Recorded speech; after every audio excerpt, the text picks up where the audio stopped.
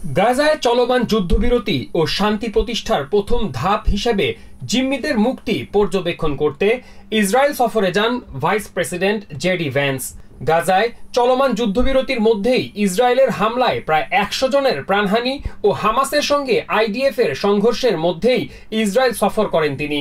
যুদ্ধবিরতি চুক্তি উপেক্ষা করে ইসরায়েলের অব্যাহত হামলা সত্ত্বেও এই যুদ্ধবিরতি নিয়ে উচ্ছ্বাস জানান ভাইস প্রেসিডেন্ট। তিনি বলেন, এই যুদ্ধবিরতি তাদের প্রত্যাশার চেয়েও ভালোভাবে চলছে। দীর্ঘদিন ধরে চরম শত্রু হিসেবে দুপক্ষ সংঘাতে লিপ্ত ছিল, সে হিসেবে তাদের মধ্যে এই যুদ্ধবিরতি দেখে তিনি অত্যন্ত খুশি। শান্তি প্রতিষ্ঠার প্রক্রিয়ায় ইসরায়েল দারুণভাবে সহযোগিতা করছে জানিয়ে জেডি ভ্যান্স বলেন, আমেরিকা তাদের সঙ্গে মিলেমিশে পরিস্থিতি উন্নয়নের সর্বাত্মক চেষ্টা চালাচ্ছে। আমেরিকার সেনারা যুদ্ধবিরতি পর্যবেক্ষণ করছে, তবে কোনোভাবেই তারা গাজায় প্রবেশ করবে না বলেও জানান ভাইস প্রেসিডেন্ট। পশ্চিমা গণমাধ্যম সহ অনেকেই গাজায় যুদ্ধবিরতি ভেস্তে দেওয়ার খবর প্রকাশ করছে বলে অভিযোগ করেন ভ্যান্স। তিনি বলেন, গাজায় কিছু হলেই তা দেখিয়ে এসব গণমাধ্যম বলে যুদ্ধবিরতি ভেস্তে গেছে। প্রকৃতপক্ষে যুদ্ধবিরতি চলমান আছে এবং সামনে পরিস্থিতি আরো ভালো হবে বলে আশা জানান তিনি। এ সময় ট্রাম্প সরকারের মধ্যপ্রাচ্য বিষয়ক দূত স্টিভ উইটকফও গাজায় চলমান যুদ্ধবিরতির প্রশংসা করেন।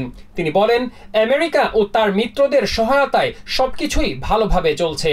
চুক্তি করাটা যেমন কঠিন ছিল, তা বাস্তবায়ন করাও তেমনই গুরুত্বপূর্ণ বলে মনে করেন উইটকফ। প্রেসিডেন্ট ট্রাম্পের জামাতা ও অ্যাডভাইজার জ্যারেড কুশনার বলেন, জাতিসংঘ ও ইসরায়েলের তত্ত্বাবধানে সবকিছু ভালো করে চলছে।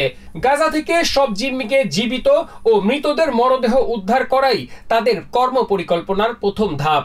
এছাড়া গাজায় ত্রাণ সহায়তা পৌঁছে দেয়া এবং উপত্যকা পুনর্গঠনে সহায়তা করা হচ্ছে দ্বিতীয় ধাপের কর্মপরিকল্পনা। তবে সেক্ষেত্রে ভুল কারো হাতে যেন এসব সহায়তা না যায় এর উপর গুরুত্ব আরোপ করেন কুশনার। এদিকে জেডি ভ্যান্সের সফর কেন্দ্র করে ইসরায়েলের তেল আভিভে আমেরিকার দূতাবাসের বাইরে বিক্ষোভ করেছে সাধারণ ইসরায়েলিরা। এ সময় সব জিম্মিকে ফিরিয়ে আনার দাবি জানায় তাদের স্বজনেরা। Masum Hasan, TVN 24 news desk. New York থেকে সম্প্রচারিত TVN 24 টেলিভিশন বিশ্বজুড়ে বাঙালির কণ্ঠস্বর।